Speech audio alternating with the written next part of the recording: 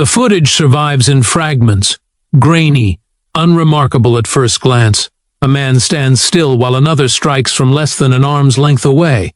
What follows lasts half a millisecond, too brief for intention, too precise for reflex. Frame by frame, the blow never lands. Years later, researchers would slow the tape and argue over what they were seeing. Witnesses remembered something else. No tension beforehand, no celebration afterward, only a quiet certainty that the outcome had never been in doubt. The room was not chosen for history. It was functional, spare, and already familiar to those inside it. The walls carried no banners, no markings to suggest an event. There was no audience seating, no raised platform. Only open floor, neutral light, and the low hum of a camera being prepared without urgency. The camera itself mattered less than people later assumed. It was not positioned for drama. It sat where it could, slightly off angle, catching what happened because it happened there, not because anyone planned to record proof. Those present did not gather around it. They stood where they always stood, close enough to see details, far enough not to interfere. Bruce Lee entered the room without altering its energy. No pause, no acknowledgement of being watched. He did not scan faces or measure reactions. To an outside observer, it might have seemed dismissive. To those who knew him, it was consistent. He treated environments the same way he treated opponents, by not granting them importance until they demanded it. There was no announcement of what would occur, no explanation, no framing of risk or challenge. Conversation continued at a low volume, practical and unremarkable. Someone adjusted the camera height. Another checked the focus, then stepped back. No one asked Lee to prepare. That absence of ceremony mattered. Nothing in the room suggested a test, which meant there was no performance to rise to. Whatever occurred would be taken at face value. No one would be able to claim anticipation shaped the result. Lee stood loosely, not in stance, not signaling readiness. His posture did not change when others moved closer. He did not stretch or rehearse motion. The calm was not theatrical. It was economical. He occupied space without defining it. Witnesses later struggled to describe that stillness. Some called it relaxation, others said detachment. One described it as unfinished, as if the moment before action had never been initiated. What they agreed on was simpler. Nothing about him suggested speed. The room settled into a quiet expectation that had not been declared but was understood. The camera remained steady. The light did not shift. No one counted down. At some point, someone stepped closer than necessary, and without anyone acknowledging it aloud, the room moved from observation into measurement. No one introduced Bruce Lee to the room. There was no need. Those who recognized him did not say his name, and those who did not quickly adjusted their attention when they noticed how others behaved around him. Reputation in this space functioned quietly. It did not demand acknowledgement. It altered posture, distance, and tone. Conversation softened when he was nearby, not out of reverence, but out of instinct. People spoke as if something was already underway, even though nothing had begun. Lee did nothing to reinforce what people thought they knew. He did not correct misconceptions or confirm expectations. He did not speak about training, speed, or experience. When addressed, his replies were brief and practical, often redirecting attention away from himself. He listened more than he spoke. This restraint unsettled some of those present. In similar gatherings, skilled practitioners often established hierarchy early, through explanation, demonstration, or challenge. Lee avoided all three. He behaved as though hierarchy was irrelevant. Yet the effect was the opposite. Without asserting authority, he became the reference point. People measured themselves against him without being prompted. They watched for cues he never offered. Someone asked a technical question, not about speed or reaction, but about distance. Lee answered simply, with no elaboration, then returned to stillness. The answer lingered longer than expected. It suggested awareness without instruction. There was no challenger announced, no verbal test issued, but proximity changed. One individual, confident and composed, positioned himself closer than the others. Not confrontational, not aggressive, just nearer than social convention required. Lee did not react. That lack of response carried weight. In martial environments, closeness is information. It signals intent, curiosity, or challenge. By ignoring it, Lee refused to elevate the moment. He denied its significance. Witnesses later recalled this as the true beginning, not the strike, but the waiting. The realization that whatever was about to happen would not be framed as a contest. There would be no acknowledgement of victory or defeat, only an outcome. And once that understanding settled, the room grew quieter, not with anticipation but with acceptance that something irreversible was approaching. The man who stepped forward did so without ceremony. He did not ask permission, nor did anyone grant it. His movement was casual, practiced, as though he were adjusting his position rather than initiating an action. He stopped at a distance that removed ambiguity, close enough that intention could not be mistaken for curiosity. There was no announcement of a test. That absence was deliberate, even if unspoken. A declared challenge invites preparation. This one allowed none. Those watching understood the implication immediately. At that range, reaction becomes theory. Speed becomes irrelevant. What remains is timing, anticipation, and something harder to define: comfort inside uncertainty. The man's posture was confident, not aggressive. He had trained. He knew mechanics. He trusted distance. His presence suggested control rather than threat. This was not a provocation meant to embarrass. It was an attempt to measure something quietly rumored but rarely observed.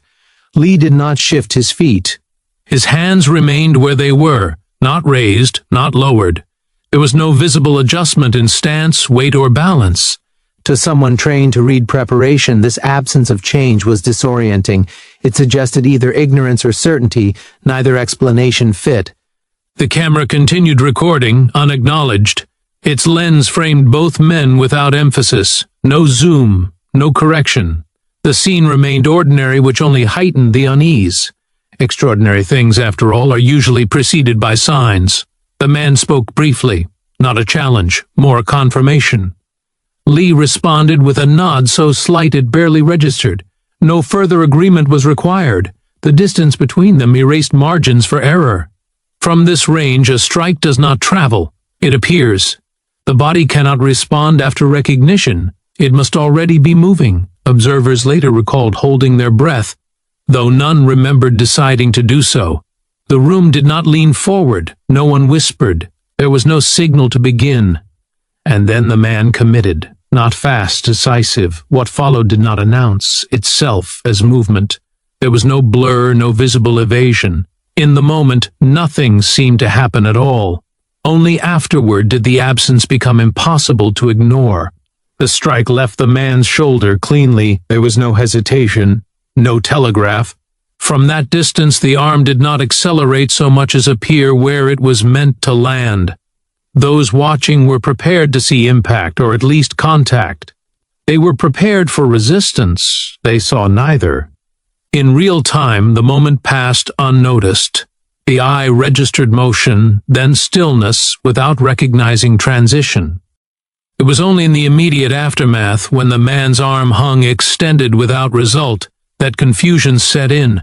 Bruce Lee had not stepped back. He had not raised his hands. His posture remained unchanged, as if the space around him had refused the intrusion rather than reacted to it. The strike completed its path through air that was no longer occupied. No one in the room could say precisely when it happened. There was no sound to mark it. No disruption in balance. No recoil. The action concluded before anyone could categorize it. The man withdrew his arm slowly, not out of pain, but uncertainty. His expression suggested miscalculation rather than defeat. He looked at Lee's position, then at the space between them, as if checking whether distance had betrayed him. Lee did not move. This was what unsettled the witnesses most. Speed can be explained, evasion can be acknowledged, but nothing about Lee's stillness fit those explanations. It implied that the action had occurred without visible effort. Later, when the footage was slowed, analysts would point to a fractional shift, less than the width of a frame, a change in alignment so small it bordered on conceptual rather than physical. The head was no longer where it had been. The center line had adjusted before the strike completed its intention, but in the room, none of that was visible. What remained was a silence that arrived too late. The mind reached for confirmation after the event had already concluded. People looked at one another, searching for validation that something decisive had occurred. The camera continued to run. Lee's gaze did not linger on the man. He did not assess reaction or wait for acknowledgement. The moment for him had ended at the instant it was resolved. For everyone else, it was just beginning. No one spoke. The quiet that followed was not dramatic. It was practical, almost procedural, as though the room needed time to update its assumptions. People did not rush toward Lee or the man who had struck. No one asked questions. The absence of commentary felt appropriate, even necessary. The man shifted his weight and stepped back half a pace, not in retreat, but in recalibration. His posture had not collapsed. His confidence had not vanished. What changed was subtler, his certainty about distance, about timing, about what he thought he understood. He looked at Lee again, more carefully this time. Lee met the glance briefly, without expression. There was no satisfaction in his face, no acknowledgement that something had been demonstrated. He did not reset his stance or relax because nothing from his perspective had been exerted. This restraint carried more weight than any reaction would have. Had he responded with movement or explanation, the moment could have been categorized as skill. By offering nothing, he forced others to sit with the gap between expectation and outcome. Someone exhaled audibly. Another adjusted the camera without comment, checking to see if it had captured anything meaningful. The concern was not about drama, but verification. Did the lens see what the eyes missed? The man who had struck spoke quietly, more to himself than to anyone else. It was not a question. It was an acknowledgement that something had occurred outside his preparation. He did not ask to try again. Lee stepped aside, clearing the space without ceremony. The gesture was small but definitive. The demonstration, such as it was, had concluded. There was no second act. Conversations resumed, but their tone had shifted. Technical language replaced casual talk. People referenced timing, alignment, and perception. No one used the word fast. It no longer felt accurate. Lee remained present but uninvolved. He listened when spoken to, responded when necessary, and otherwise allowed the room to process independently. He did not frame the lesson. He did not extract meaning. That omission mattered. Without instruction, the moment could not be reduced. It remained intact, resistant to explanation. Those who witnessed it carried the responsibility of interpretation themselves. And in that silence the proof settled, not as spectacle, but as a quiet correction that could not be undone. The questions did not surface immediately. They emerged later, away from the room, once memory began to fracture. People replayed the moment privately and found gaps, instants the mind refused to hold. What had been certain in real time became indistinct under reflection. The camera offered a different kind of certainty. When the footage was reviewed, it did not resolve confusion so much as reframe it. Played at normal speed, the recording showed almost nothing. A strike initiated, a strike completed. No contact, no visible evasion. The absence remained. Only when the footage was slowed did something register. Frame by frame, the space Lee occupied changed by a fraction. Not a step, not a sway. An adjustment so slight it defied the language normally used to describe movement. The head was no longer aligned with the incoming line. The torso had rotated just enough to remove the target without vacating position. The timing was measured afterward, under half a millisecond, faster than voluntary reaction, faster than conscious correction. The implication unsettled those accustomed to mechanical explanations. This was not speed in the conventional sense. It was anticipation resolved before intention fully formed. Researchers who later studied similar recordings avoided dramatic language. They spoke instead about premotor response, about the body committing before the mind articulated the decision. They described efficiency, stripped of excess, movement reduced to necessity, yet even these explanations felt insufficient. The footage showed result, not process. It documented outcome without revealing preparation. What the camera captured most clearly was not motion, but continuity. Lee's posture before and after the strike appeared unchanged. The body did not register interruption. There was no visible recovery because there had been nothing to recover from. For some, the slowed footage was comforting. It offered something measurable. For others, it deepened unease. Measurement did not equate to understanding. The tape circulated quietly. It was shown without commentary, often paused, replayed, examined. Each viewing removed certainty rather than adding to it. The more it was analyzed, the less extraordinary it appeared, and the more difficult it became to replicate.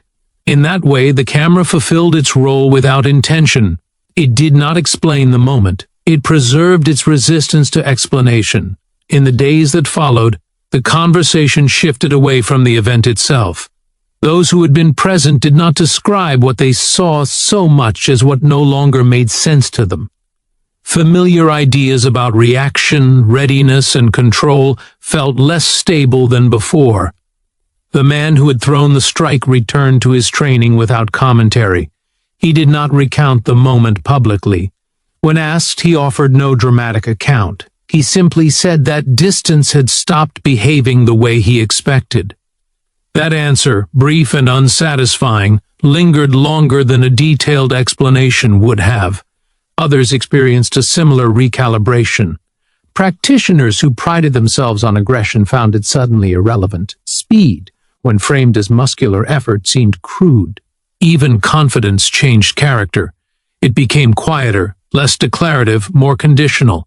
Lee did not follow up. He did not seek to clarify, correct, or contextualize what had happened. In subsequent interactions, he behaved exactly as he had before, polite, reserved, attentive when necessary. The absence of reinforcement prevented the moment from becoming doctrine, yet its influence spread. Those present noticed changes in their own behavior.